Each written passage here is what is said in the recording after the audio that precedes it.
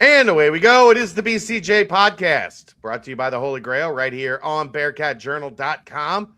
Make sure you get down and see our good friends at the Holy Grail down on the banks. If you are downtown for any reason, make sure you stop by. They will get you taken care of. They've got great food. Love the pizza. Chicken wings are awesome. Great burgers. The Reuben wontons are always a hit. Full bar. And, of course, ice cold Cincy Light on tap.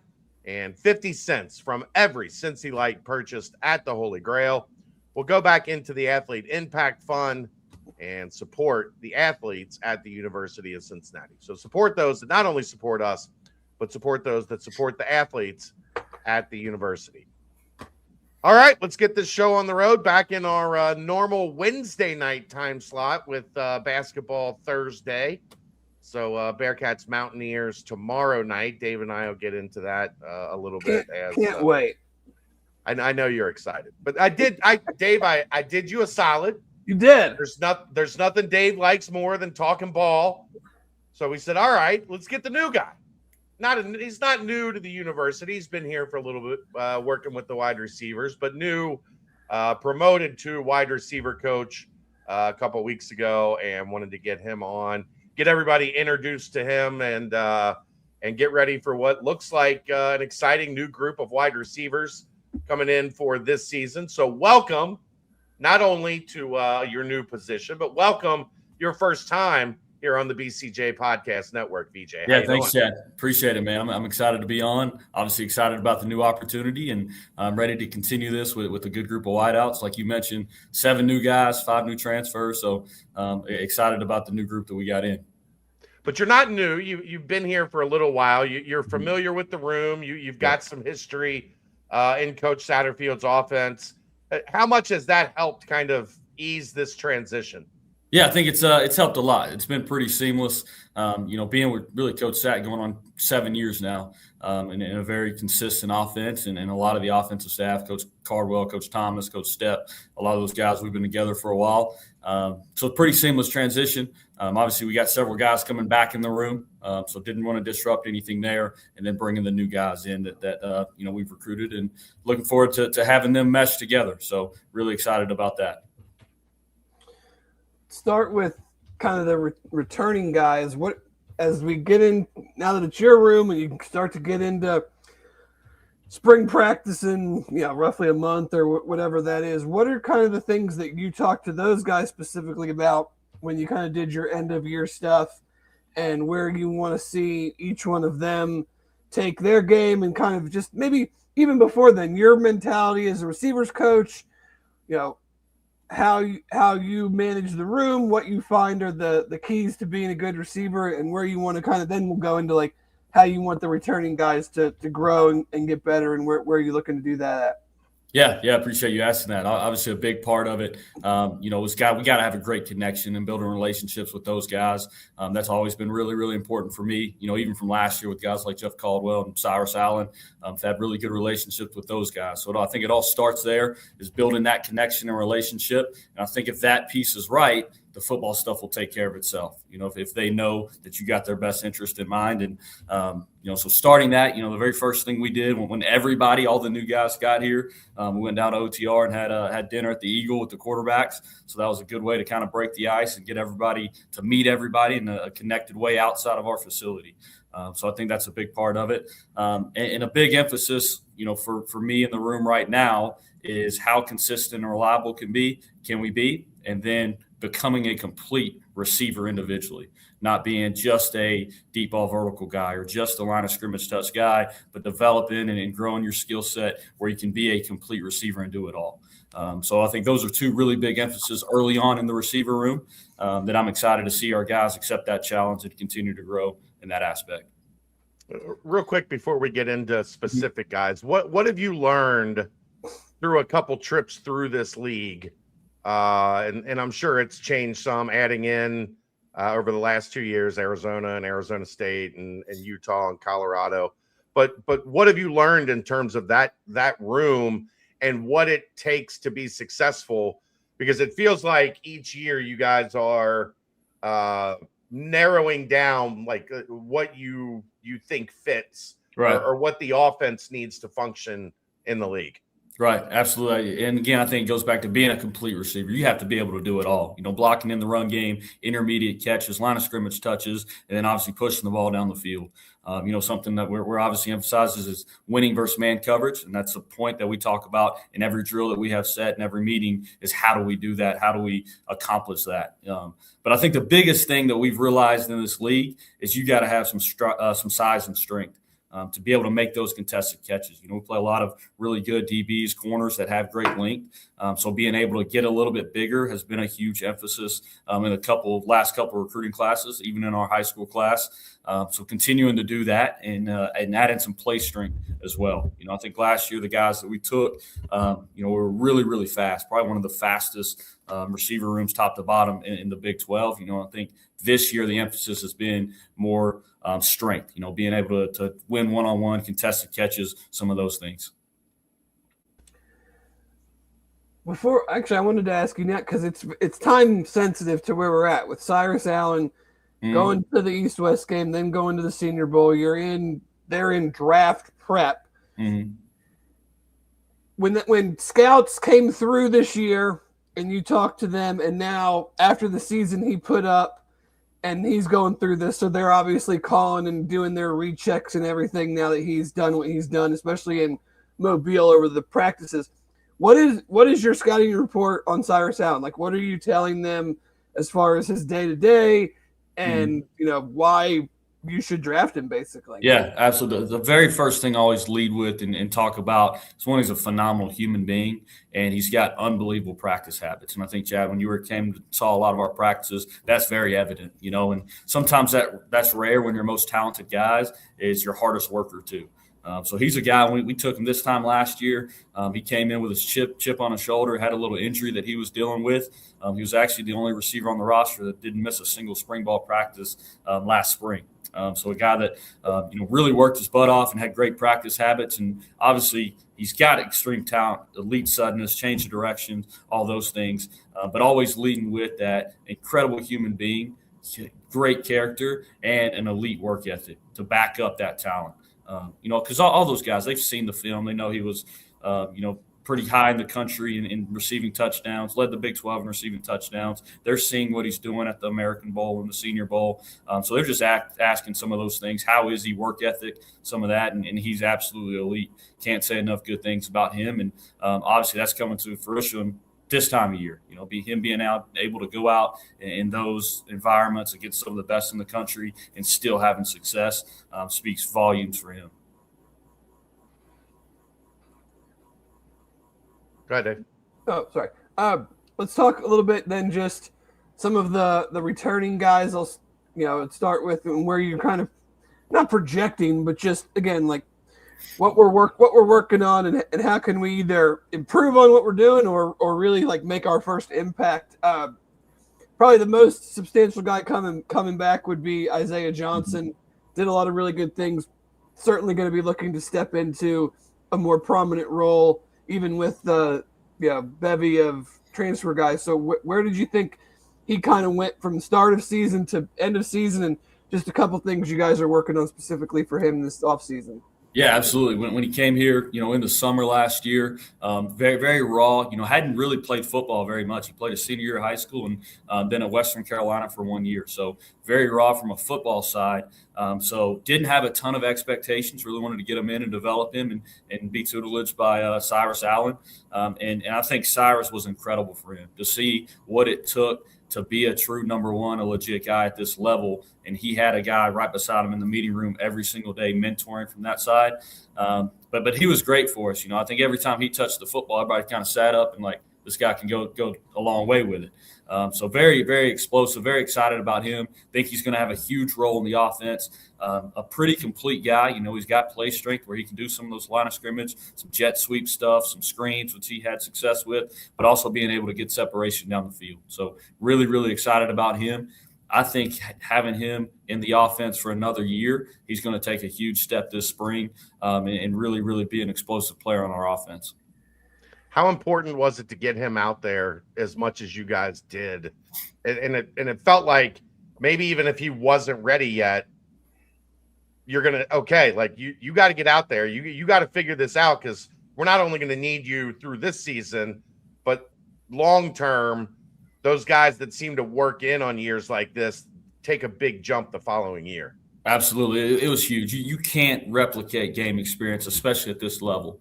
And that's something I'm huge on. If you look at the transfer receivers that we've taken the last few years, they've all had a ton of production in game, But I think that's really important for him to be able to get some snaps throughout the year versus some really good opponents. It's hard to take Cyrus Allen off the field, one of your best players, but I think it was important, and there's a lot of value that came with that, getting him, Isaiah, ready and some of those snaps. And he made plays too. They weren't garbage time snaps. He was out there making plays in big time down and distances. And that's going to go a long ways for him and that experience that he got. Gio Contest is the guy that especially at higher ground, when I was able to get out there, I was super impressed with, and probably made some over bold statements about what I was expecting. Yeah. But I think that goes to credit the guys that you guys brought in. Like, right. It wasn't. I don't think it was anything to do with his game. You brought in a lot of really good receivers, but he seems to have the total package when it comes to size and playmaking, power at the line of scrimmage to get DBs off of him. Where do you see his game going, and what is the expectation for him, even with the, again, number of guys you brought in from the portal? Yeah, absolutely. Definitely expect and want him to have a more elevated role this upcoming season, and he will. He's earned that. He's absolutely killing the offseason training right now. And you mentioned it. He's a guy that flashed a little bit early on, and it wasn't necessarily anything that he didn't do. It's more just the guys that we brought in with more experience that were ready to play sooner. So we didn't think it was fair to throw him in that scenario and those snaps early on. Again, a guy like Jeff Caldwell and Caleb Goody were great for Gio to learn from, to be around and see kind of what it takes. So he learned a lot from those guys, but kind of that transitioning we're trying to make is more strength, contested catches, and he definitely has that. He's probably a top contested catch, play strength guy that we have in our room. The quarterbacks love him. They have a ton of confidence in throwing the ball to him, even when he's covered, because he finds a way to make those contested catches and come down with it.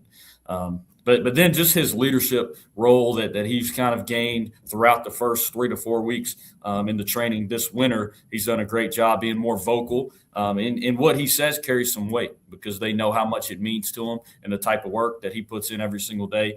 So he's really, really good to have back, and excited about his elevated role this upcoming season. Sorry, did you want to go ahead or want me to keep going? No, go ahead. I was just Gio. I was just going to say, as a coach, when a kid walks in looking like he did day one out of high school, you don't expect that, right? You expect him to come in, look like a 17, 18-year-old. Right.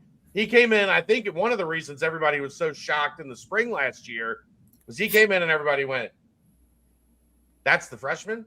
Right. Yeah. Obviously having a guy like that. He was yoked up, and that goes to his work ethic, and he loves to train. But even more impressive than that, and maybe we don't always see it from this side, is his mentality. His mentality, he's got the dog mentality where he is going to go win. It doesn't matter who's in front of him or what the obstacle is. He is going through that, and his mentality, he's going to win every single rep. So obviously impressive from a stature and his nature and the strength, but just his mentality as a freshman, being able to attack everything he does was really, really impressive. And that's great for the room. I think the room is starting to see that and embody that. So that's been great. Really excited about Gio. Elijah Jones has gotten some snaps over his first couple of years. What do you like about his game, and where are we trying to go with him? Where does he kind of fit into the room, and as far as inside, outside, a little bit of both, and just kind of take us into what his main kind of goals are going into next season? Yeah, Elijah's been extremely consistent and reliable, something that we're looking for guys in our room. He's a guy that has flexibility to play inside and outside, really both outside positions. So he's kind of the Swiss Army knife in the room right now that can do it all. Obviously going on year 3 in the offense, so he's extremely comfortable with it. He's got a ton of reps banked in that. So really, really confident in what he's going to be able to do. And again, from a leadership role and getting these new guys elevated and caught up, he's been instrumental in that in the first few weeks. So excited about his game and what his role will be. Trying to figure out what exactly that'll be, but he's kind of the security blanket as a coach, having a guy that knows all three positions, knows the offense. He's not really a guy you're worried about when he goes out on the field. You're confident he's going to be able to go out there and know what to do and execute it at a high level. Another guy you got out there as much as you could right on the outside, and it looked like it paid off. He started to see the ball come his way a little bit more towards the end of the year, and a guy it looks like you count on kind of as a blocker in the running game too. Absolutely. Very physical guy. He's got great strength, loves the weight room. But again, those snaps that he got towards the back half of the year is going to pay dividends this upcoming year, being able to get ready for that. So, and he gained confidence with that too. I think he was a redshirt freshman last year, so hadn't had a ton of experience. And once he was out there and he knows that he can play and got confident with the play calls, that went a long ways for him and will continue to go a long way throughout spring ball and fall camp. When you're with the portal, when you're in the portal and you're looking to restock a room, is it as simple as big, fast production, or are there other things that you guys look at? Maybe it's scheme specific, player specific that you target, or is it just as simple as we just want as many big, fast guys that have proven they can do it? Yeah, that's a great question. And it's a little bit of both. Okay. You want to get guys that complement each other. You don't want to go take a lot of the same receivers. So I think we did a great job in this class of taking a guy like Giovanni Gibson, who's a bigger boundary guy, contested catch, play strength. And then a guy like Lorenzo Fenner is a great complement to him. All right. You can also play inside and outside, more take the top off your speed guy. So, but in general terms, you're trying to get the best players that you can get that fits your scheme. All right, and then fit what you're looking for from a culture and team aspect as well. But from an evaluation on tape, guys that have position flexibility, have been super productive, that's really, really important for me. Guys that have played a lot of snaps. Again, you look at the 5 guys that we've taken, all have been extremely, extremely productive throughout their collegiate career and played a lot of football. So they know what it takes. They have faced adversity within game. They're making in-game adjustments. They're moving around. So that's been really, really important for me, and the emphasis that we put on guys that we've identified in the transfer portal. When you speak specifically to watching their tape, knowing obviously that they're probably running schemes and maybe routes that will be different from what they run here, do you focus on anything in particular in the pure tape of it? Like, okay, I'm looking for a guy that does this well, and when he shows that he can do that, then you start kind of digging in even more to find out if he's a guy that we really want to go after, or is it more kind of all-encompassing and there's not necessarily one or two things that kind of have to check the box first to then go deeper on? Yeah, there are definitely a couple things that you check early on. The first thing is ball skills. How natural do you catch a ball?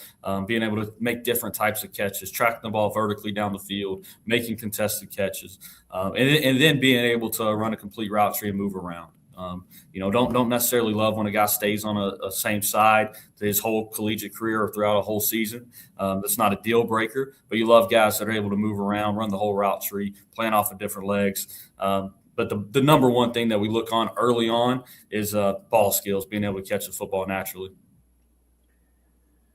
For the guys you brought in, it felt like it was a bit like a size-wise bigger group of guys. Was that by happenstance, or was that we were trying to get some bigger guys that also, like you said, were not redundant in just having the same 6'4" guy that just runs a 9 route or a back shoulder route? Were you trying to do that, or is that just kind of the way that it fell with the guys that you got? Yeah. And how much was it?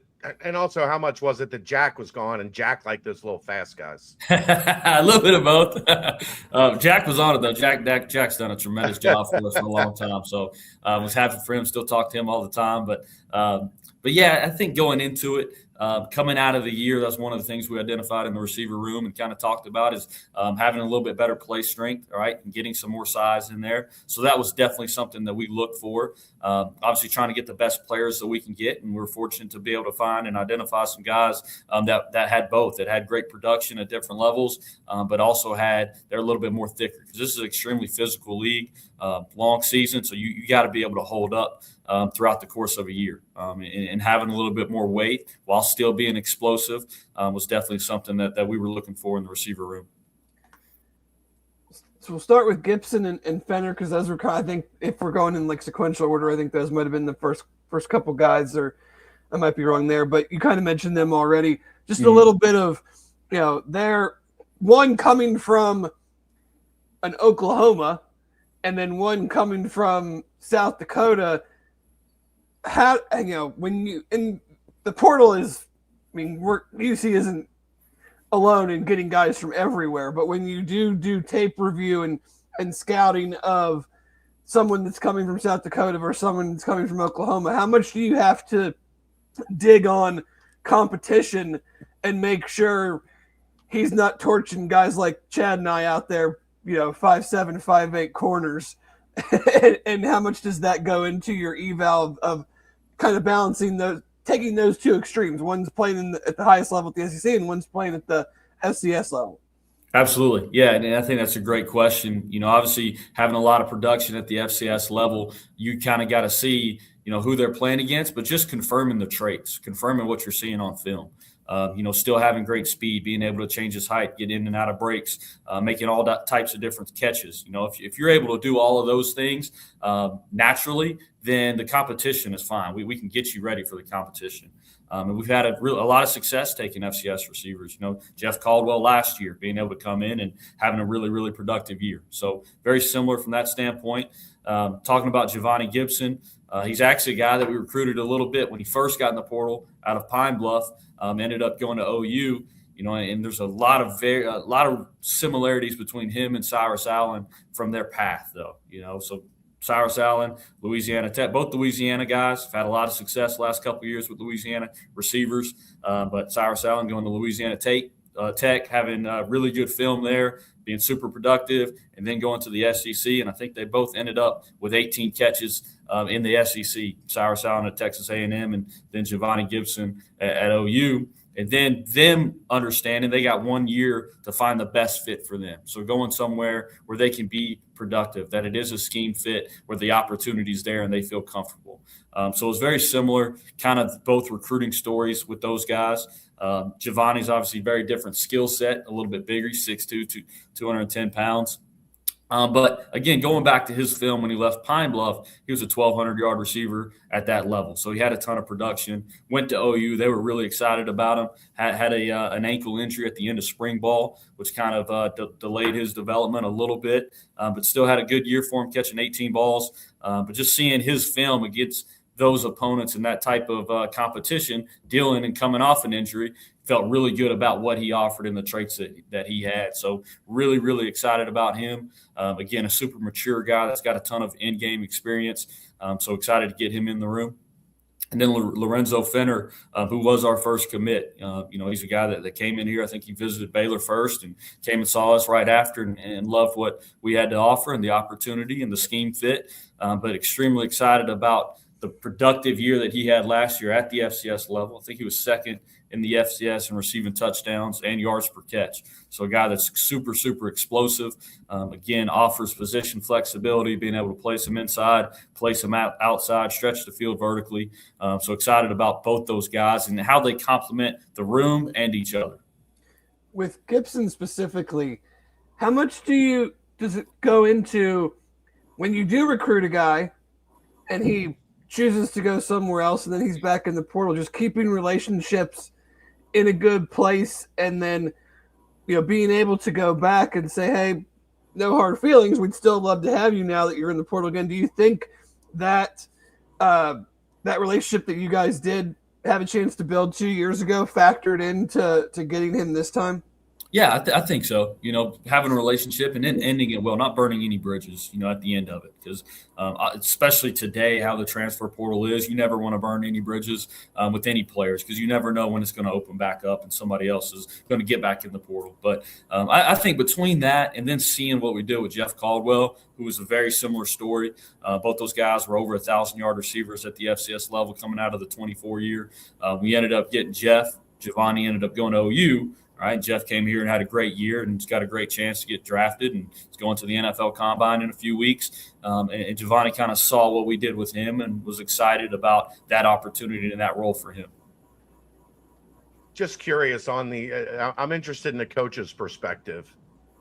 Does it feel like it's over if they leave campus without a commitment? Like the way that this thing works now, if they get on that plane and they haven't told you they're coming, like you feel like, all right, we better move on to the next one, don't you? Yeah, you have to treat it like they're not coming. Yeah. I think there was a couple guys that actually left campus and still ended up committing and signing with us, Cade Wolford being one of them. But you definitely, as a mindset and from moving on from a recruiting standpoint, you have to treat it like, okay, they're not coming, they're moving on. We got to go to the next guy because you can't sit and wait. As soon as they leave campus and they go on another visit specifically, that's when you kind of start moving on and bringing your other guys in. And we were extremely transparent with guys, and they knew that, if somebody had a spot and we wanted them and they left campus and went on another visit, we told them, hey, another guy's going to come in just because it's such a short amount of time. And you've got to protect yourself and protect the program to bring good players on campus. How difficult is that? Like you've known these kids for like 4 days. It is. Come in, you give them the car wash, they go through everything, and then you sit down at breakfast with them the next day and go, all right, well, the speed dating round is over. Right. And like, are we dating now? Like, are we together? What?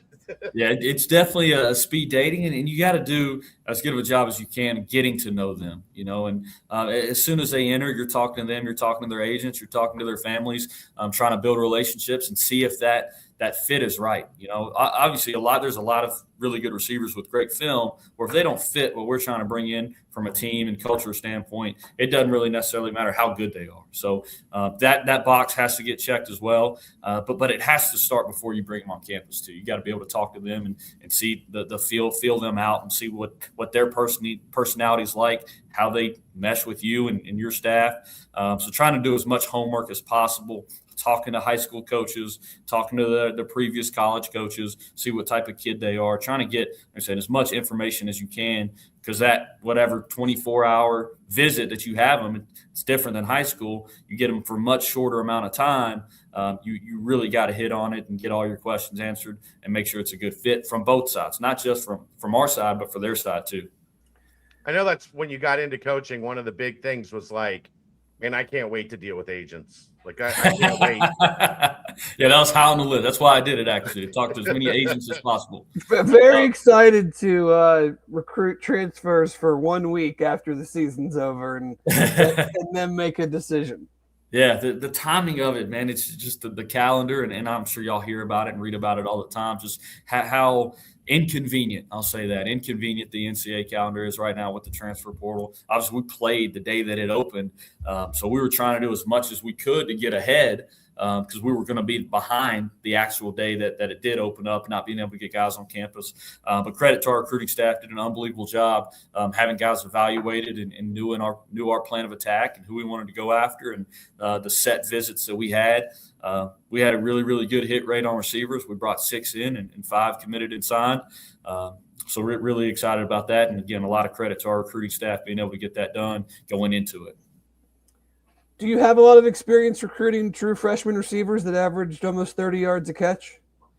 Not a ton, but being able to get those guys in is always good. What is – I mean, it's so – I don't want to say outlandish, but I mean, you just don't see those type of numbers from a freshman at really any level. What is kind of the plan with Cade? Because he seems like a guy that can do a little bit of everything offensively. Just try to get the ball in his hands, I guess, and let him go from there. Yeah, extremely versatile. We're really excited about him. Offers great value, obviously, at the slot position where he led the country in yards per catch at Kent State last year, but then being able to do some stuff with him in the backfield and then his ability to return as well. So excited to be able to get the ball in his hands as many different ways as we can. Again, he's a guy that's a little bit thicker of a slot build. He's 195 pounds or is getting to there. But I'm excited about Cade. because he kind of came out as a running back, so he's very raw, and there's a lot of room for growth. And I don't say that in a negative way, but a lot of room for growth at the receiver position. So really, really excited about his ceiling and how much better he's going to get, really spending the core of his time at that position. But he's a guy that has extremely hard work ethic, busts his tail, loves the game, loves everything that comes with the game, loves the training, loves the rehab, loves learning. So really, really excited about him and great to get to know him over the last few weeks. Incredible family, obviously an in-state guy that knows about Cincinnati football. I think some of these guys, like a guy from Opelousas, Louisiana, or a guy from Kansas City, Missouri, like Lorenzo Fenner, is not familiar with Cincinnati much. And then this is a guy, Cade Wolford, that does know what Cincinnati's about, what the state of Ohio is about, and the football in the state. So really excited about him. And again, he's a guy that was a team captain at Kent State, so brought a lot of that intangibles with him.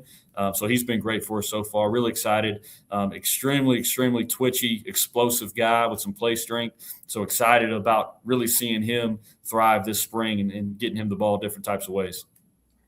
Those Louisiana guys know about family, Dave. So there's a connection. Yeah. They know a little more about Cincinnati than maybe they realize. Yeah. I like how you were able to tie that in there. That's good. Yeah. I didn't have that on the bingo card. I just with those two guys in the slot, you and Pete already like talking up. Like, I mean, we can do some fun stuff with. Yeah, we're really excited about these these two guys in the slot, and again, they're pretty complete receivers, and being able to do stuff down the field and the line of scrimmage, and be able to move those guys around. And Cade has the ability to bring him back in the backfield and do some handoffs and some read stuff in the run game. So really excited about him, but. Both those guys, and they complement each other. Isaiah and Cade, they're good complements to each other. But we're definitely excited about what we can do in some of the pass game and some of the packages that we can have as an offense. You're developing a little bit of a Central Arkansas pipeline. Does Malachi Henry know the shoes he's coming in to fill from that school with Jake Golday? And kind of what are we getting from him? He put up very similar numbers to maybe not the raw catch, or maybe the catch numbers as Lorenzo Fenner, but another very good FCS season. So what is kind of his role as he jumps into things heading into the spring? Yeah, and him and Golday, they knew each other. So hopefully that success continues to come. And even further back, our last year at Louisville, we took a receiver out of Central Arkansas named Tyler Hudson, who was a 1,000-yard receiver for us, all ACC for us. So we're 2 for 2 on Central Arkansas players. So no excited for Malachi. Yeah, no pressure. That's what we told him on the visit. But incredible person, great work ethic, son of a high school head football coach in Van Buren, Arkansas. Incredible family. Like I said, he's super productive. I think he led their conference in receiving receptions, receiving yards, and receiving touchdowns. So another guy that's had a ton of production, and he's got great position flexibility too. He can play both outside spots and play in the slot, and he knows it and will know it well enough to be able to do all of that.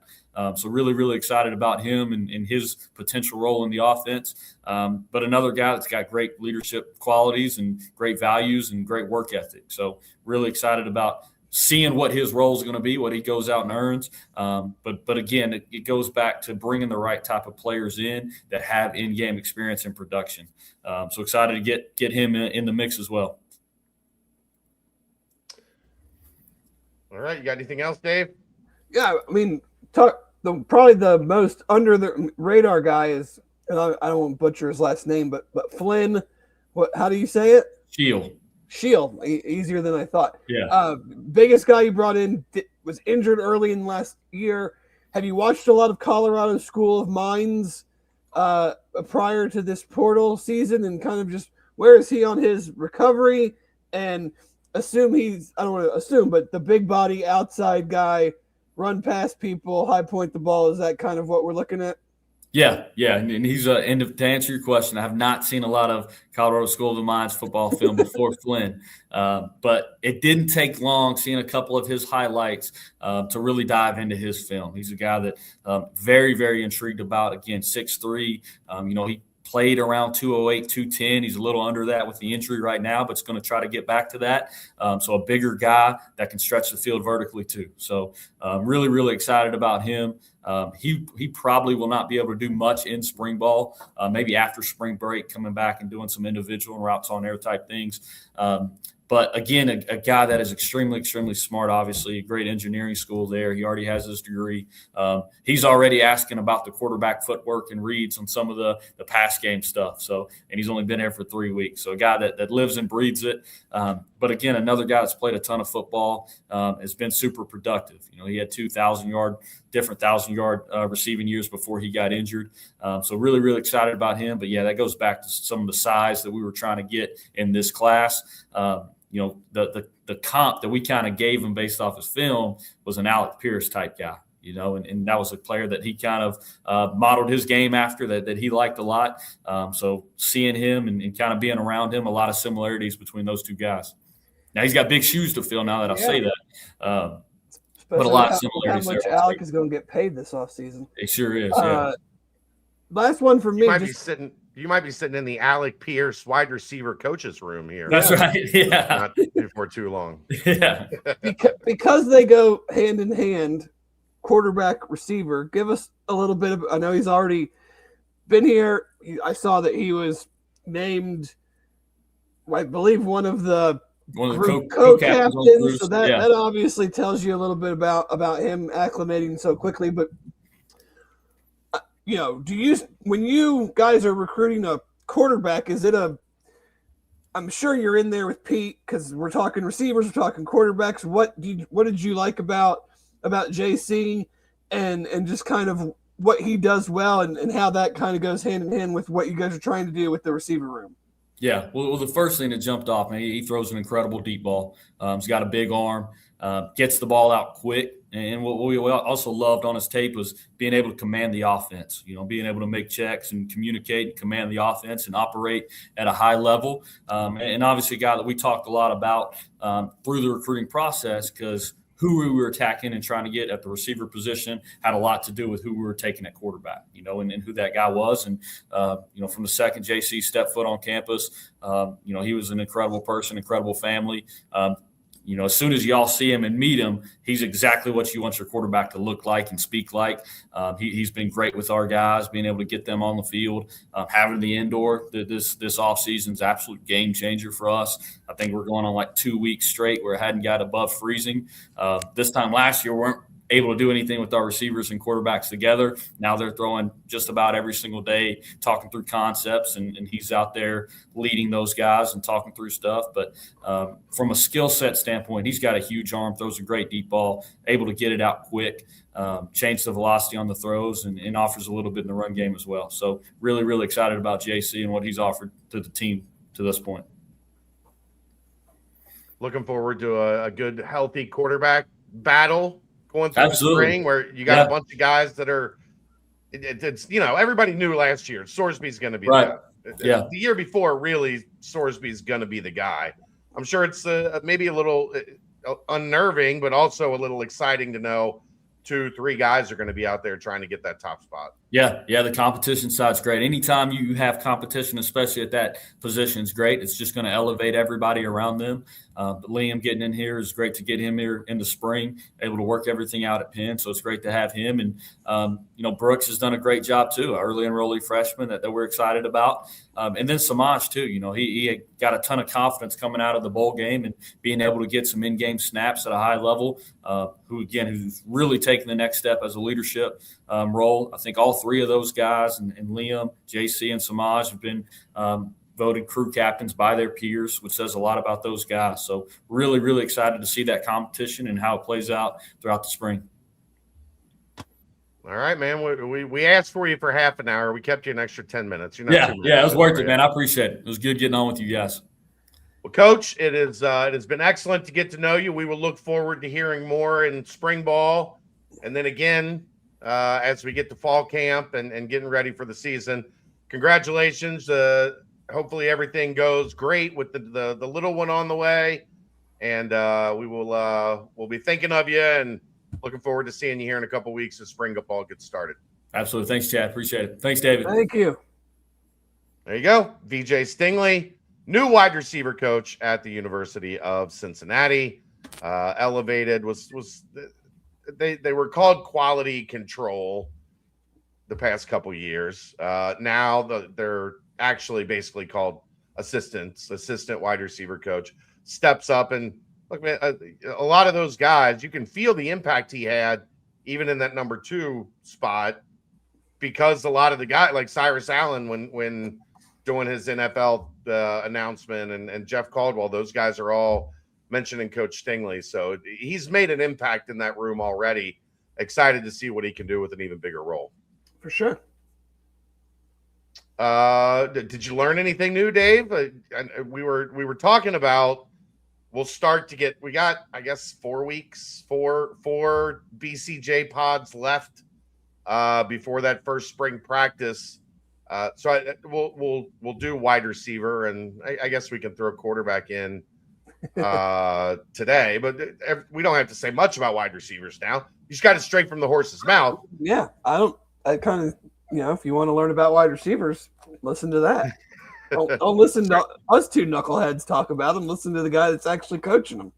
Did you learn anything here? I don't know if I learned anything. I feel like there's a good bit of position versatility that you just don't know about because you're not watching Central Arkansas or South Dakota or Kent State.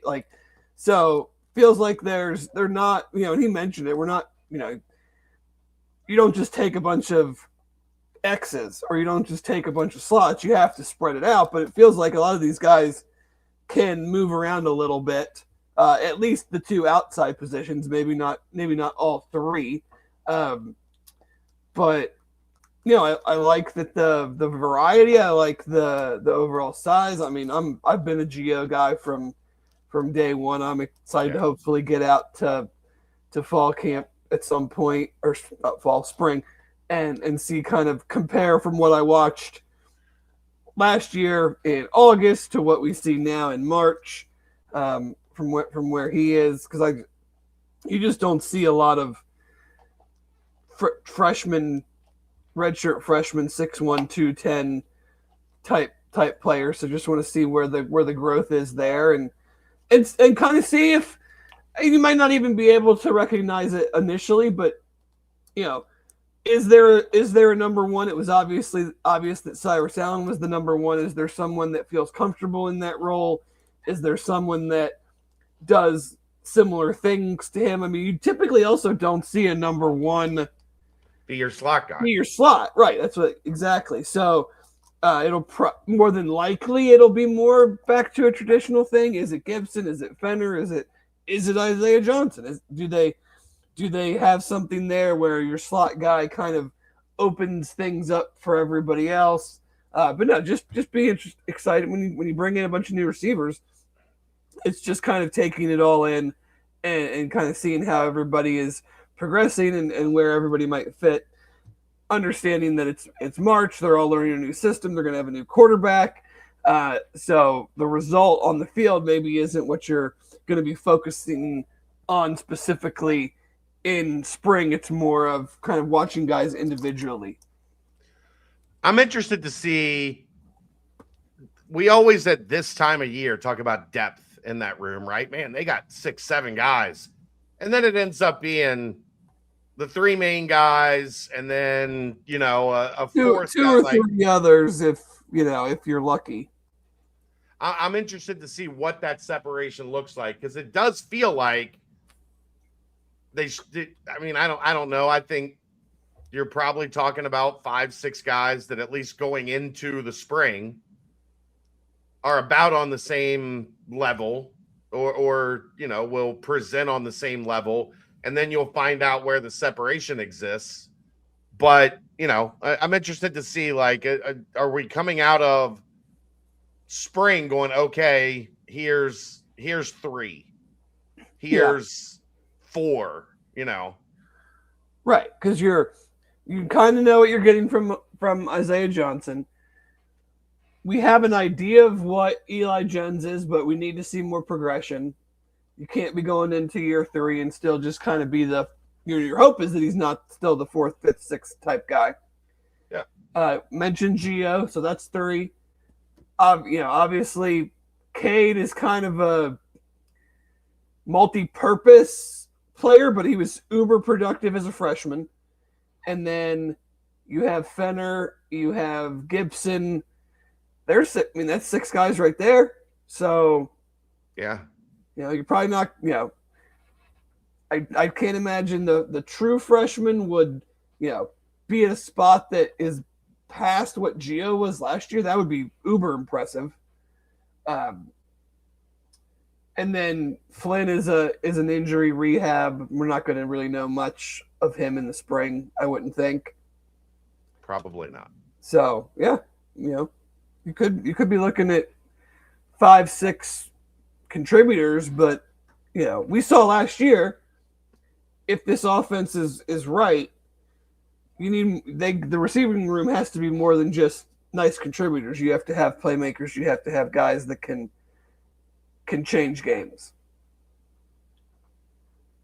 Yeah, I mean, that's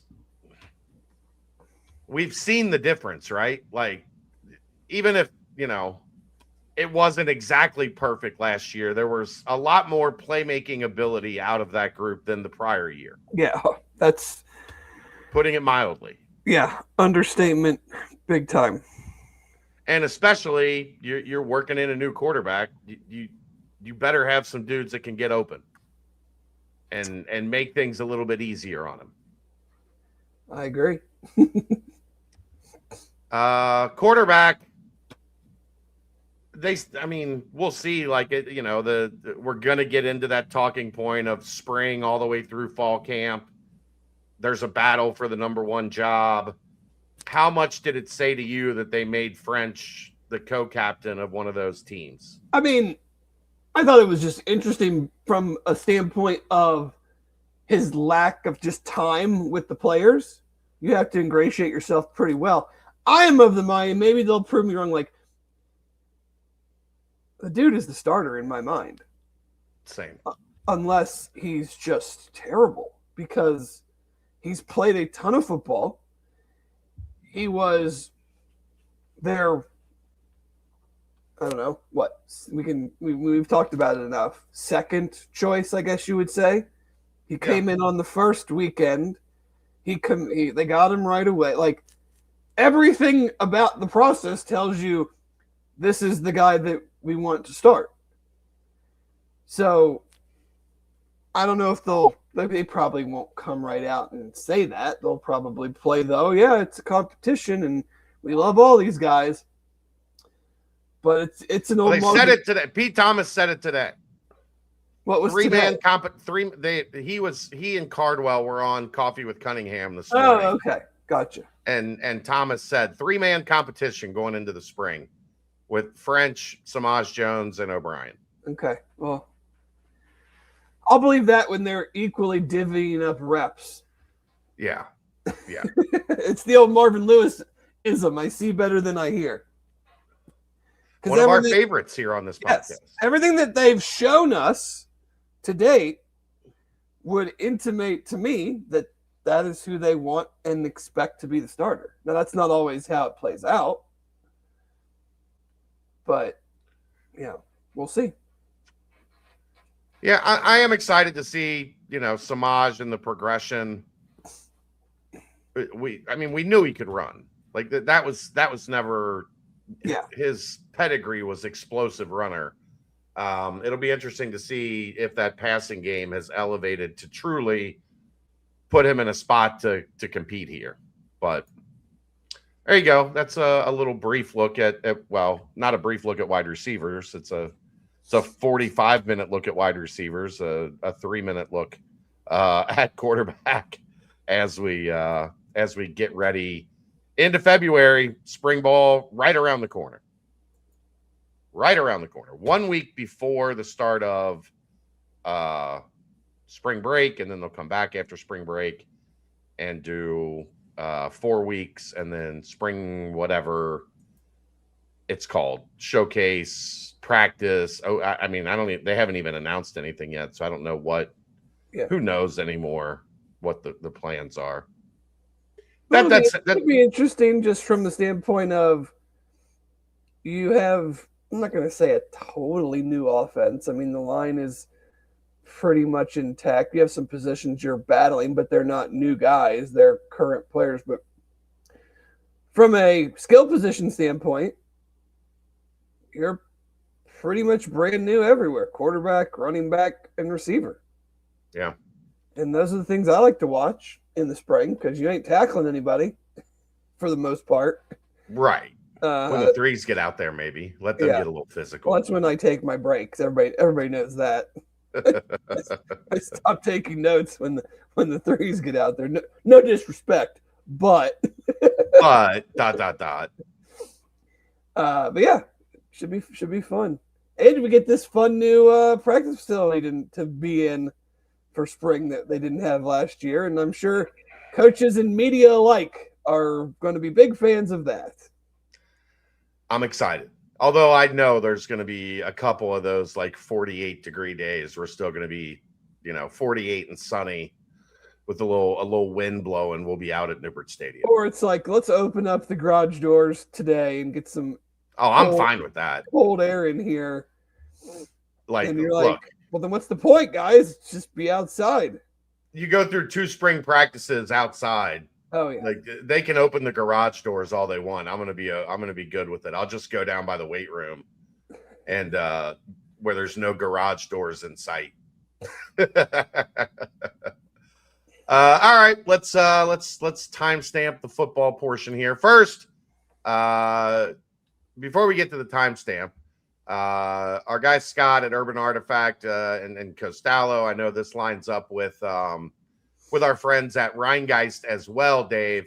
The state of Ohio is trying to ban all hemp products and roll back voter-approved marijuana laws with SB 56. Ohioans for Cannabis Choice has a referendum to say no to SB 56. It needs your support. They need to gather 250,000 signatures before mid-March to keep cannabis legal in Ohio. Please visit No on SB 56, the number 56, NOON, SB56.com to contribute and be notified to sign the petition and other information about the referendum. That I'll be nice and not say anything mean about the state of Ohio, but help out our friends if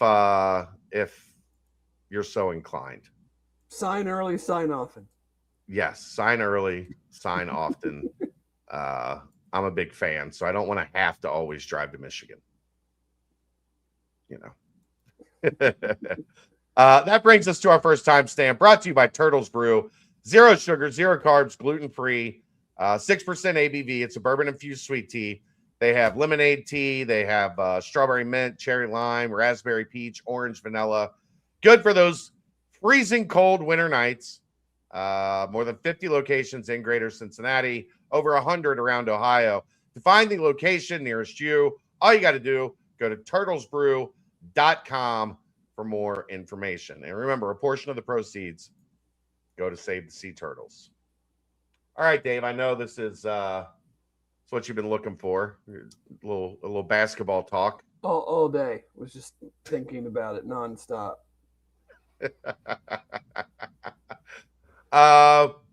Houston, I mean, as predictable as it could possibly get. Like we mentioned on Thursday, you generally get one shot at these things. If you're going to upset a Houston and you play like they did the first time against Houston, you're going to get the full swing when you head to their place for the return match. They got it right out of the gate. The big thing, really, the injury to Mustafa Cham. They are the walking wounded. I know people don't want to hear that right now, but Abaya's out. They are. That's not arguable. At the same time, we're into February now, and they're still 220 in offense. Like, yeah. I don't give a crap who's out there, who's not out there. You're not beating anybody good in this conference. Home, road, Mars, under the ocean, doesn't matter. You're not beating anybody Iowa good. State. Okay. They did. You got your one. Okay. We'll mark over under half. How many more good teams they beat with an offense that is still, I don't run the numbers. You guys might. This is more of a BBP. But is there a Power 5 offense worse than, or Power 6, I guess, because you count the Big East? Is there a Power whatever No, it's offense? Power 5. Is there a Power whatever offense worse than UC's, according to KenPom? I think they are last in effective field goal percentage, which essentially that's what I would. Yeah. If you're grading offense, Yeah, that combines 2-point shooting, 3-point shooting, free throw rate, like everything kind of all into one. And yeah, it sucks that guys continuously. It's very odd though. You have the same, well, not the exact same, but you have the same athletic training department, and you have a football team that has been unbelievably healthy for the last 2-3 years, and you have a basketball team that has been very much not healthy for the last 2-3 years. So maybe they need to meet more, figure out what this side is doing, what versus what we're doing here. But I mean, yeah, it sucks. I would love to have a full complement and see how they were playing, but we've talked about it enough. I don't really want to talk about it anymore. Like, again, against Houston, it probably didn't matter, but like guard inefficiency. Yeah. That's offense, the hard part. Your offense is not going to ever be good if the guys that touch the ball more than anybody else are not efficient players. Yeah. That's why, like, going into this stretch, like, you've got a shot over these next 4 games to build a little bit of momentum. They're favored in 3 out of the 4. The only one they're not favored in, it's a 1 point. They're favored by 5 over West Virginia, by 1 over UCF. This is going by KenPom. Mm-hmm. They're Kansas State is favored by 1 in that game, but oh man, things are real bad in Manhattan, Kansas right now. And then you're favored by 9 over Utah. You've got, if you're gonna pick up more wins and you're gonna try to get this thing above 500 on the season, you have to do it now, because when you look at it just from a numbers standpoint, the next 4 games are against number 68, number 44, number 91, and number 116 in KenPom. After that, the 5 after that, 12, 22, 58, 15, and 53. And Kansas is on the road, Texas Tech's on the road, BYU's on the road or at home. But 12 and 22 are on the road, 15 is at home. There ain't a lot of wins lining up over those last 5. If you're going to get anything done, you better get it done over these next 4, or else it's going to be an even longer 4.5, 5 weeks than it feels like. Yeah. There's no real swing game to me, but the UCF game, I feel like is the one that in this next little run that is, because they've proven that they're good. Like, I think we can say they're good. You can't. They're down 30 right now. Oh, they're really to Houston? 77 to 47. Well, actually, let me rephrase that. They're good at home. Yes. They beat Kansas last year, beat Texas Tech. So they're good at home. Let's see how, but they are still a good team, and their point guard is playing, I guess, outside of today. There ain't nobody playing well today. So, their guards are playing really well, and UC's aren't. Yeah. So, and I don't really look at this as like this 4-game stretch. What can they go to put themselves on the bubble? Like, I don't. No, that's not happening. No, but it's this 4-game stretch. How did they go?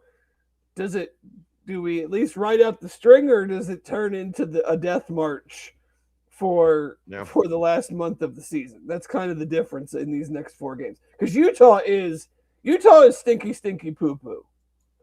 Like so is Kansas State. They're bad. Kansas State though still has PJ Haggerty. They still have some dudes, and it's on the road, and that place is never easy to win, regardless of how good or bad they are. Like, because I just don't. You trust UC to go on the road and win a game right now? I still kind of do. Regardless of opponents. Maybe I'm an idiot, but they got one win in the Big 12. It's at home over Utah. Yeah, that's Kansas State's only win in the Big 12. That game to me feels like that fits perfectly in the old Sunday noon on like ESPNU AAC game. It does. It does. Instead, it's going to be like a 9:00 Wednesday game. I think that might be another one where we try to get this bad boy in as like a pregame show. So we don't have to come back on Thursday and talk about it. Yeah, I agree there. Let's do a quick look. We'll do a quick look ahead. Frame of reference. Oh yeah, Wednesday 9:00. Mm-hmm. Yeah, I remember looking at that and going, yeah, Dave and I are probably going to do CBS Sports. Yeah, mark your calendars. That'll be 7:45. We'll get this bad boy done before tip off. Especially if we're talking about losses to West Virginia and UCF. We might start at 8:15. Forget 7:45. Well, tip off, and we're done. Here's 3 ad reads, and we're on our way. Thanks to everybody for tuning in. We'll see you for the aftermath following the game. Really, for me, Dave, this West Virginia game is the swing game. Like, if you started off with a win, then I feel you can build a little bit of momentum through. As much as humanly possible. Like it again. Yeah, this team has never been able to build extra momentum. They win a game, they lose 2. They win a game, they lose 2. For the last. They win 2 games, they lose 3. Yeah. There's been no such thing as a streak with this program for a while, but they have been better. They have been much better at home. Yes. This year compared to last year, I will give them that outside of Eastern Michigan, but that was a long time ago. At least if we're going to talk Big 12, they have played much better basketball at home. You beat Iowa State. You only scored points for 42 and a half or 32 and a half minutes against Baylor, and still won by double digits. You played Houston much closer than the only Big 12 home loss is Houston, and that was the game they led by 10 in the second half. Yeah. So and had the game tied with 5 minutes to go or whatever. Win this game, even with the banged upness of the team. If you're West Virginia is not good. No, well, that's my point. You should win this game. Now, will they is a whole nother. The funny thing is, West Virginia's got a winning conference record. They're 5-4 in the conference, but they're lower on KenPom than Cincinnati. Yeah. Cincinnati's 62, West Virginia's 68. Like, I've watched them a couple times. How they beat Kansas, I'll never understand. I think that's just Kansas to me is like recent Kansas to me is kind of like recent Mike Tomlin Steelers. There's like a game every year where you just go, how did you lose that game? Right. And Peterson played 31 minutes and scored 23 points that night. Yeah. From afar, they kind of feel like a 2-man team. Kansas does. It's if Peterson plays and whatever they get from Badunga. Yeah, Trey White and Melvin Council have been better. They've had games. I feel like those guys have had games, but they're not. They haven't. Bill Self's portal additions come into question now for several years in a row. Yeah. But anyway, that's not neither here nor there. But yeah, I hate having to take the, play out the string mentality in the first week of February, but you're 11-11. And you've shown no inclination that we can string together not just like a week's worth of wins, but you need multiple weeks worth of wins. And that's been a problem for 2.5 years. Yeah. So regardless of opponent. Yeah. And again, after these next 4, Kansas, Texas Tech, Oklahoma State, BYU, TCU. Kansas is going to be a high protected seed. Texas Tech is going to be a high seed. Oklahoma State is still on the bubble. I don't think they're very good, but they're still on the bubble. BYU is going to be playing for a protected seed. And then you get TCU at home, which TCU has historically the past couple years been a team that plays significantly better at home than they do on the road. Yeah. But, last game of the year type situation, 2 teams that are not making the tournament. It feels very Kansas State-y from last year. Like, who's going to – first 5-7 minutes of the game, does anyone want to win? Yeah. Or, are both teams just looking at each other going, you take it. No, we insist. No fouls. We want to get out of here as fast as possible. 1, 2, 3. Kansas City and then Cancun. Yeah. Because they have money to go to Cancun now. That's right. When the season ends. Mm-hmm. 1, 2, 3. Portal.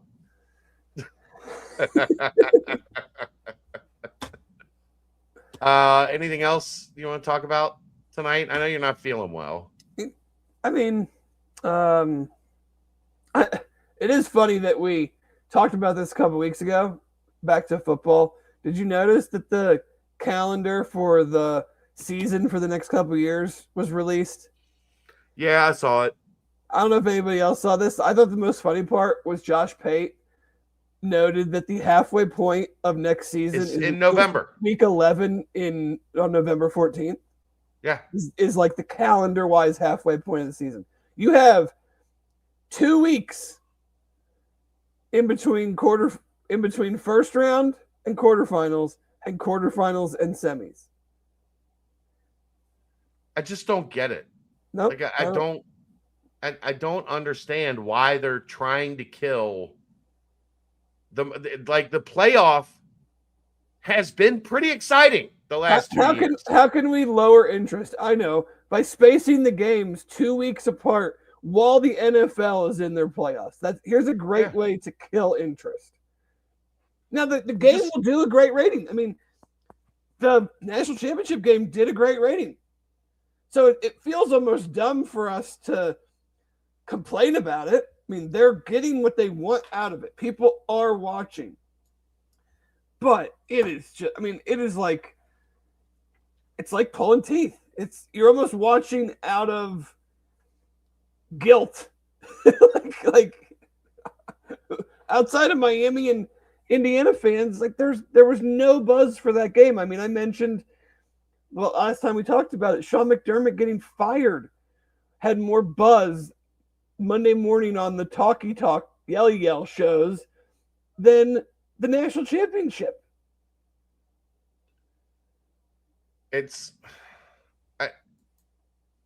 I don't understand why the gatekeepers of college athletics just want to continue to do things that are going to long-term drive people away. And it feels like such a short-term, okay. Like this year, the national championship was super interesting because you had the Indiana story. You had Miami being back. I do think there's a lot of people out there that grew up with Miami being such a relevant cultural part of everybody around our age to their 50s and 60s. Yeah. Yeah. But I mean, you're going to get into and the funny thing is, Dave, you're going to get an Alabama, Michigan, or Alabama, Ohio State, or whatever. And I don't think a lot of people are going to watch it because I don't think they care about the traditional powers. Who's going to win? The other part is, I think part of Indiana had double intrigue. One being Indiana. Two being undefeated. Yeah. How many teams do we think are going to be playing in the national championship moving forward that are going to be undefeated? More than likely, it's not going to be an SEC team. Somebody would have to just have a great run. Yeah. Or, The one interesting thing, and I haven't gamed it out enough, but this playoff will eventually go to at least 16. Yes. Does going to 16 force them to change the calendar? No, I don't think so. They're just going to add another week. So now they'll add those. You'll have those 8 games the first weekend instead of 4. Yeah. And then you'll have 2 weeks to the quarterfinals, 2 weeks to the semifinals, 10 days or whatever it is to the championship game. As long as they don't have, if you go to 16, you can't still have buys. No, I wouldn't think so. It has to be just a normal bracket. I would hope so. But yeah, I don't know. It's just something that I noticed and was getting talked about on the inner college football talkie space. But I would love to just honestly just come out and say that this is what ESPN wants. Yeah. And we're beholden to what they want. Because they're sub-licensing games out. So it's still their call. It's the network's calls on this stuff. Like, just say, yeah, we don't really like it, but that's like kind of the coaches complaining about travel and time. And I'm like, you guys decided to make 18-team conferences, so don't complain about it. Right. So unfair. Just come out and say, yep, this was the bad in what we felt was good of taking all this money, having bloated conferences. Do you think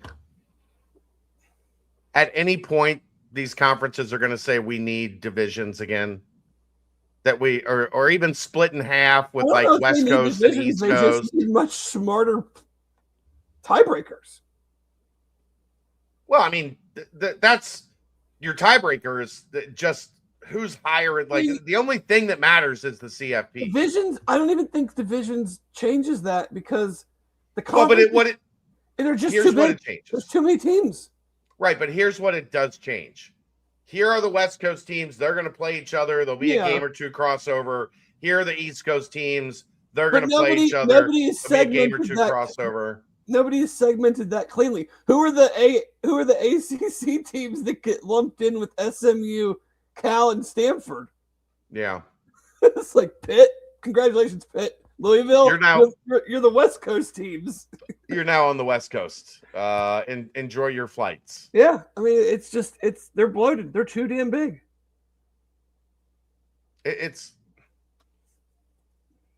I still can't get used to like, oh, today's a big ACC matchup between Cal and Florida State. Stanford and Florida State going at it for supremacy in the ACC. Yeah, you have all these teams, and then you play them. I still laugh that.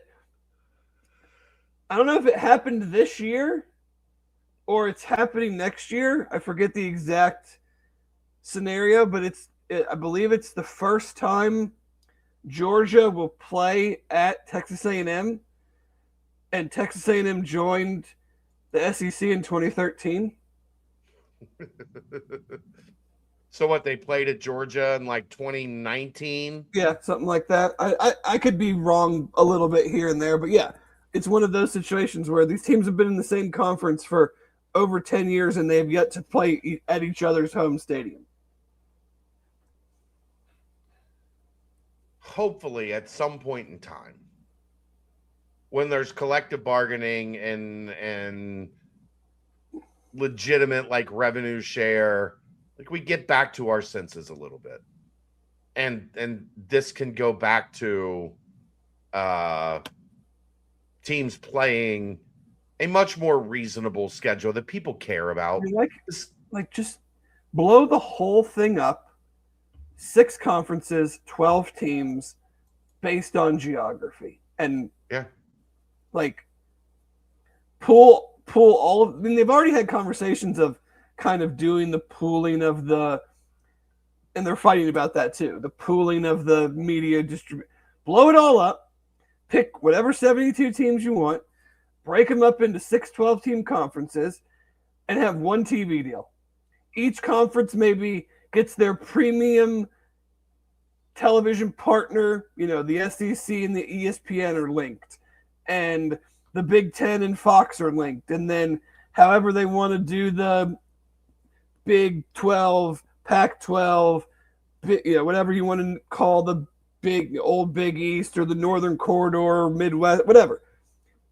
Just put it all together. No one's going to complain that the SEC and the Big Ten get more money out of this, whatever this TV deal is, because they already do.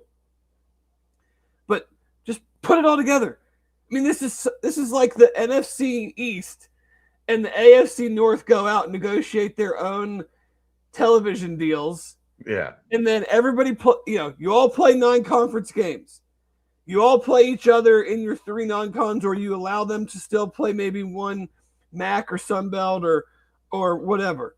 No more FCS games. Sorry, FCS. I mean, I know that is a huge help to you and your budgets, but you play it how it is, and everybody is in this one, conglomerate, and you figure out how to split the media dollars.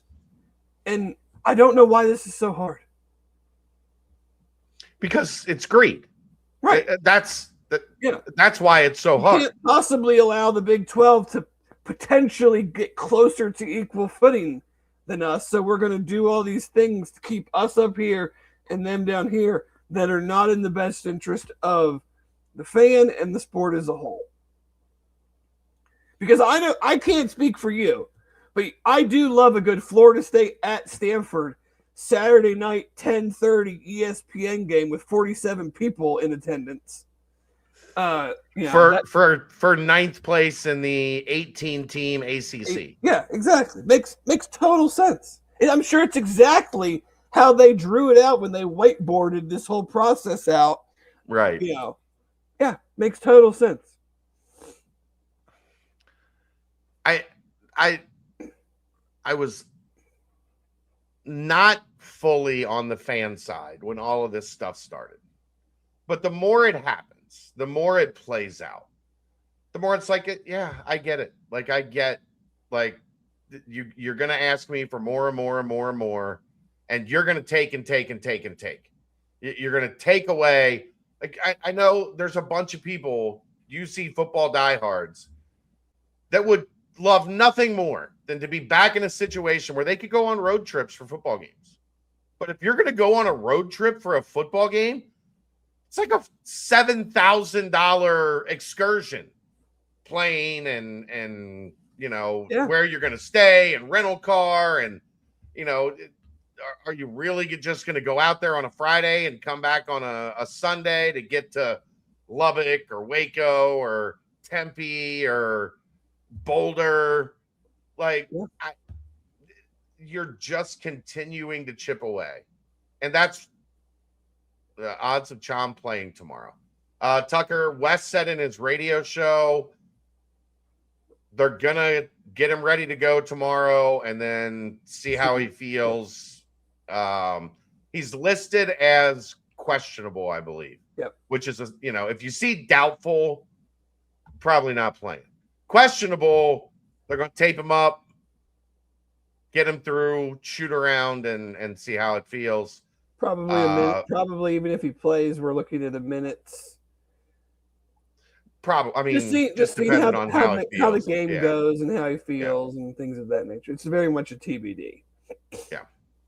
But better than what I felt. I thought it was going to be more like the Abayev situation where it's like, we hope to get him back sooner than later. Yeah. Because it feels like high ankle sprain. Feels like Abaya's probably going to miss this 4-game stretch that they could use him. Yeah. But yeah, I mean, it's like, we're not asking, as a fan, I'm not asking you to just like, here's my list of things I want you to do for me that will make my life better. And I don't care how it affects you, the program, you, the sport. But what are the things that the sport has done over the last several years that have benefited the fan? Can you give me one? They went to a playoff, so like, more teams have a chance. I mean, that's the only one I could think of, right? Yeah. Mm-hmm. Yeah. More teams. Yeah. The interest stays higher for more teams longer into the season. I like the playoff at 12. I'm not naive enough to think that it won't continue to expand. I wish it would just stay at 12. I don't see a need to go to 16, but they will. My concern there is there was a massive concern that expanding the big talking point, expanding the playoff will water down the regular season. That is obviously proven to be false. I do think there is some level of concern that if you do go to 16, and certainly if you do go to 24, then you are running the risk of truly water down the regular season, because then you're basically just implanting the AP top 25 into the playoff format. And we know that there are teams that have no damn business being in the playoff that are in the AP top 25. And one of those teams last year would have been my alma mater, who beat 0 teams with a winning record and would have been in the playoff because somehow they were ranked all damn year. Every week of the poll, they were ranked. So you're going to tell me they weren't good all year. You're going to tell me those teams are deserving of a playoff spot? That will water down the regular season. As a weekly listener for about 3 years, it's clear the system is ill when like 5 out of every 10 shows are spent venting about the state of college athletics. Yeah. I wish we didn't have to. They keep giving us stuff every couple of weeks to be like, oh yeah, this is still dumb. Yeah, it's still stupid. We've been talking about it for 3 years, still dumb. Whether it's the portal calendar, whether it's where National Signing Day is, whether it's the playoff format, whether it's the actual football calendar, like, yeah, they just keep feeding us dog shit, and so we have to keep talking about it. They sprinkle some Italian seasoning on it though, and go, look, gourmet, turbo crust. It's crust, but fancier. There's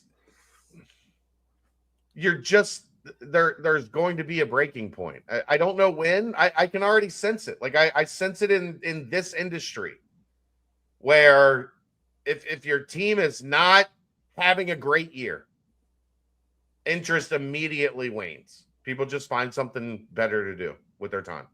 Mm-hmm. Like, you guys are all nuts that are still here listening to us week after week, day after day. We love you, but you're nuts.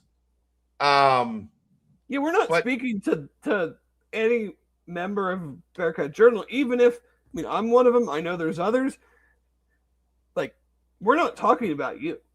We're talking just about the very casual. Like, I will flip on a game or two. I'm a guy, they can keep shoveling it. I'm still probably going to find a way to sit down and watch 16 hours of college football on a Saturday. I just love football. I like watching football. Yeah. But I'm the minority. You're the minority, and even you have limits that have been crossed. Yeah. I certainly didn't watch as much this year on a Saturday to Saturday basis as I have in the past. Like, yeah. Even if it wasn't UC based, like, I like just watching as many football games as I can. And I had Saturdays this year where I was like, nah, I gotta do something else. There's not a game on right now that I feel like I have to watch. This window kind of stinks. Right. Like, I don't have any like specific interest. I'll follow on my phone. I'll check some scores on the phone. if the season continues to go south, do we see Sean the rest of the season? If he's healthy, he'll play. Like, he has to.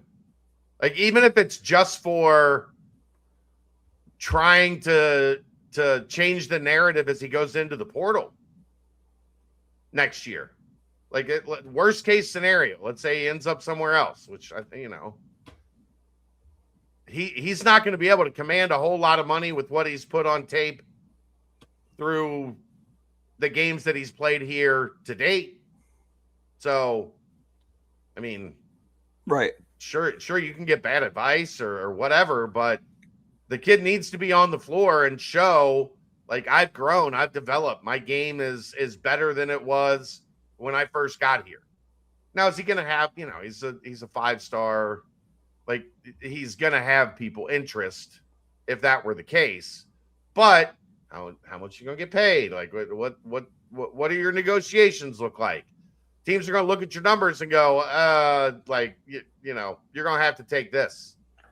You may want that, but you're going to have to take this. Like, so yeah, I if he's healthy, I think he plays, Dave. I agree.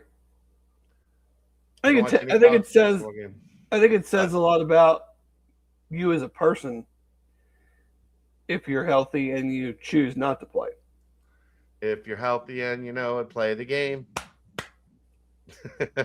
and coaches will ask about that. Yeah, for sure. I can watch any college basketball game, not so much for football. I'm kind of with you, Tucker, but a lot of that is ADHD.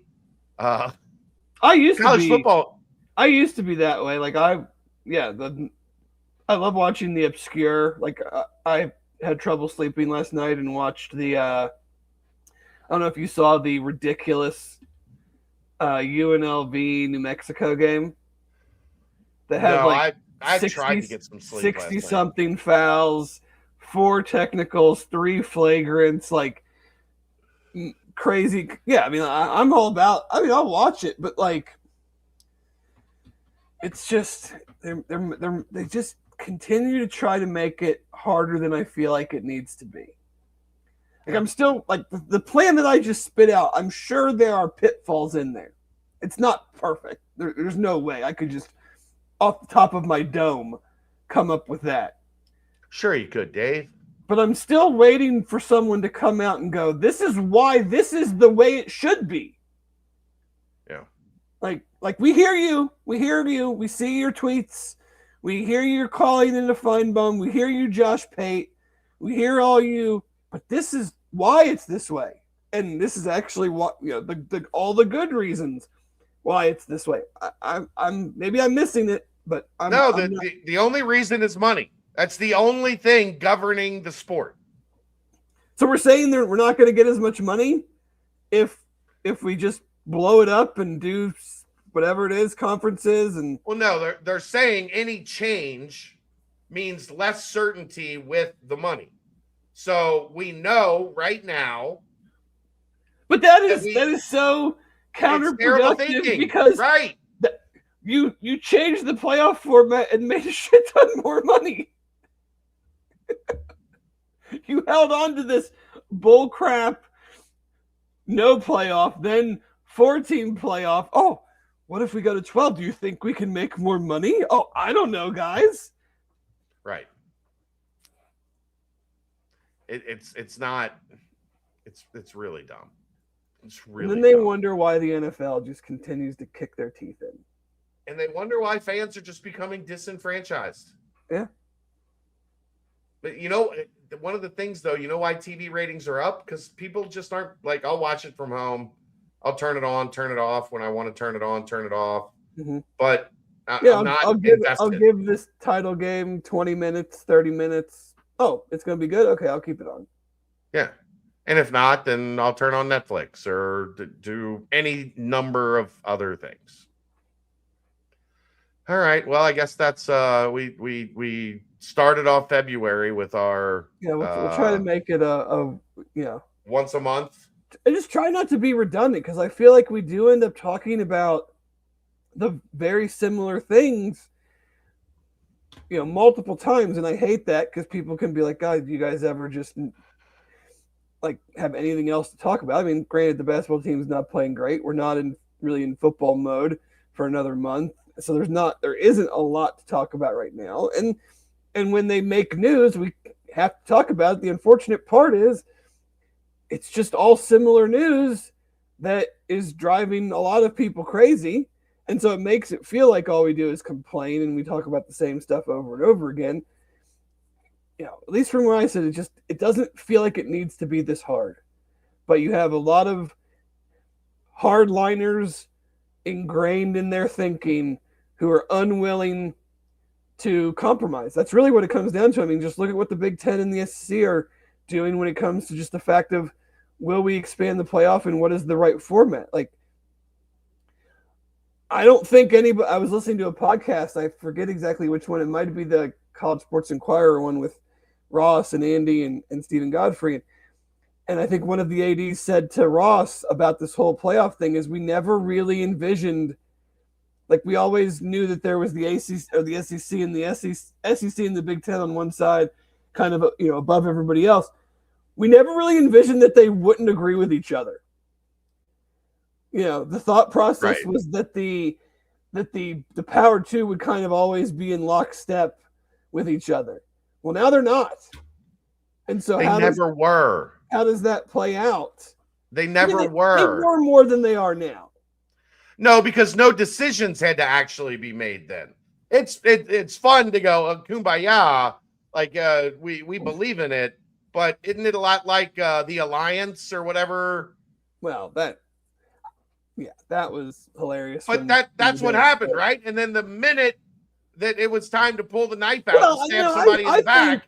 I think Mike Slive and Jim Delaney were together in how they saw things, and I even think Sankey and Delaney. They had to make I think the new Big Ten commissioner is the one that is, you know, it started with Kevin Warren when they didn't play in the year when they didn't want to play the year of COVID and kind of got pressured into playing by everybody else. I think that kind of started it, and now the new Big Ten commissioner is even more kind of on his own island of this 2014 playoff with 4 or 5 automatic. I mean, just have a 2014 playoff with 4 or 5 automatic qualifiers. Like, you want to talk about people not having interest? Yeah. But we'll still more than likely be here to talk about it. Yep. All right. That's gonna wrap it up. Thanks to everybody for tuning in. We'll probably be here Wednesday night before the Kansas State game. That would be my guess. 9:00 game. We'll pregame it up. It does not feel like a situation where we need to push the show to Thursday. No, I agree. I fully concur, Dave. So yeah, we'll see you next week. We'll let you know about the time. Thanks to Vijay Stingley. That was awesome. Getting a winter look into the new wide receiver room. Welcome him to the network and welcome him into his new position as the wide receiver coach. But that's going to do it. It's the BCJ Podcast brought to you by the Holy Grail right here on BearcatJournal.com.